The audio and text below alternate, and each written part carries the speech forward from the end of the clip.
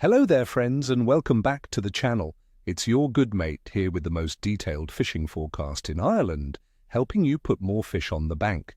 Today we are diving deep into the week of the 5th to the 11th of January 2026. And let me tell you, this is not a straightforward week. It's a proper winter puzzle, a real chess match against the elements and the fish. We're coming off a bright full moon and heading into a major weather shake-up. Some days will be a complete waste of time, but a couple of days hold the promise of some truly epic winter predator action. So stick with me and I'll tell you exactly when to risk it for a monster. First up, let's talk about our main targets for this time of year, the mighty pike and the crafty perch. The cold water has pushed most other species into a lazy state, but these predators are still on the cards if you know where to look and how to tempt them. Let's start with the queen of the lough, the pike.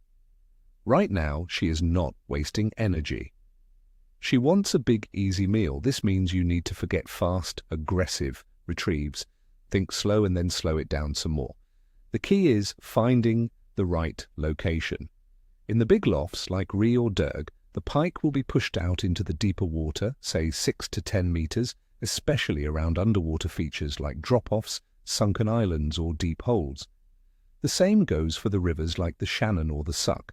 Look for the deepest, slowest pools or slack water just off the main current. Don't ignore the canals either. They offer stable temperatures and are full of prey fish, making them a fantastic winter bet. As for tactics, deadbaiting is king in these conditions. A simple ledger rig with a mackerel, sardine or roach deadbait left on the bottom in a deep area can be absolutely lethal. If you're a lure angler, this is the time for big, slow-moving soft plastics on a heavy jig head or a deep-diving jerkbait that you can pause for a long, long time. Patience is more important than any lure in your box this week. Now, for those beautiful, hard-fighting perch. The big ones, often called sergeants, will be shoaled up tight. Find one, and you've likely found a whole group. They'll often be in the same areas as the pike, shadowing the shoals of baitfish in deeper water. Your approach needs to be more delicate. Finesse is the name of the game. Drop-shotting is the #1 tactic here. A tiny 1 or 2 inch lure presented right on their noses is hard for them to resist. If you can locate a shoal on your fish finder, you can drop right on top of them. Alternatively, a small jig head with a creature bait hopped slowly along the bottom can work wonders. A little secret for you: a small, juicy prawn on that same jig head can be the trick that unlocks a tough bite. Now let's get into the why. Why will the fish be behaving this way? Let's break down the conditions. First, the weather. This week is a tale of two halves.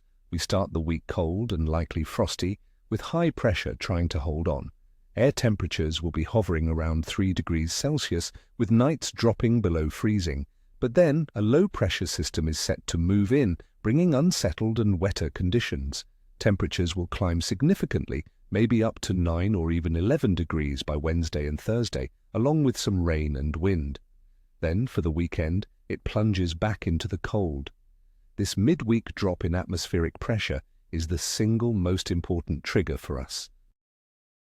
Predators feel this change, and it often signals a prime feeding window before the next cold snap arrives. Next, the water temperature. It's cold, friends, very cold. We're talking low single digits in our lakes and rivers, maybe 4 to 7 degrees Celsius. At these temperatures, a fish's metabolism is incredibly slow. They aren't actively hunting, they are conserving energy and waiting for the perfect, easy opportunity.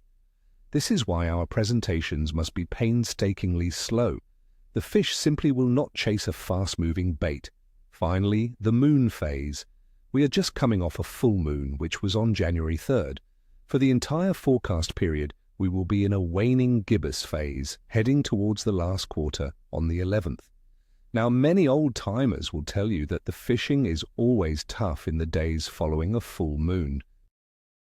The theory is that the bright nights allow predators to hunt effectively after dark, leaving them full and lazy during the day. I've found this to be true more often than not. So we're starting the week with a bit of a handicap. So with all that information, let's put it all together into a day-by-day forecast so you know exactly when to plan your trip. On Monday, the 5th of January, the forecast is tough. The day will be cold and dry with temperatures around 3 degrees. We're still under the influence of high pressure and the post-full moon effect. The fish will be very inactive. It's a good day to organize your tackle. Tuesday, the 6th of January, gets an upgrade to slightly improving. We'll see the temperature creep up to 5 degrees, and the pressure will begin to fall as the new system approaches. The fish will start to notice this change. Don't expect fireworks, but a well-presented bait in a deep spot could tempt a fish in the late afternoon. Wednesday, the 7th of January, is when things get interesting. I'm calling this a good day for fishing. The temperature jumps up to 9 degrees, the low pressure is here, and we'll have about 4.5 millimeters of rain. This is the shake-up we've been waiting for. The wind and rain will stir things up, and that falling pressure should flick the feeding switch for pike and perch. This is the day to be out there. Thursday, the 8th of January, also gets a good rating. This could be the best day of the week. The air temperature peaks at a mild 11 degrees with less rain. The fish will be fully accustomed to the low pressure and should be actively looking for a meal before the cold returns. I have a very good feeling about Thursday. For Friday, the 9th of January, the forecast is average. The bite will still be on, but the cold is coming back. The temperature drops to 6 degrees. The morning could still be very productive, but expect the activity to slow down significantly as the day wears on and the pressure begins to rise again. Saturday, the 10th of January, looks tough. It's a significant drop in temperature down to 4 degrees with a frosty night. This is a classic post-frontal shutdown. The fish have had their midweek feast and will now be feeling the effects of the cold, likely sitting on the bottom with their mouths firmly shut. And finally, Sunday, the 11th of January, looks very tough. The cold and dry conditions continue, with temperatures around 4 degrees and dropping to -3 at night. The moon reaches its last quarter phase. The bite will likely be non-existent. Another great day for tea and tackle maintenance. So there you have it, my friends. A week of real winter strategy. It's all about picking your moment. Wednesday and Thursday are your golden ticket. I hope this helps you plan your sessions and get on the fish. As always, tight lines, and please take care of our fish and our waters. Don't forget to hit that like button and subscribe for more forecasts. And let me in the comments below, what are your plans for this winter? Are you braving the cold? I'd love to hear about it. See you next time.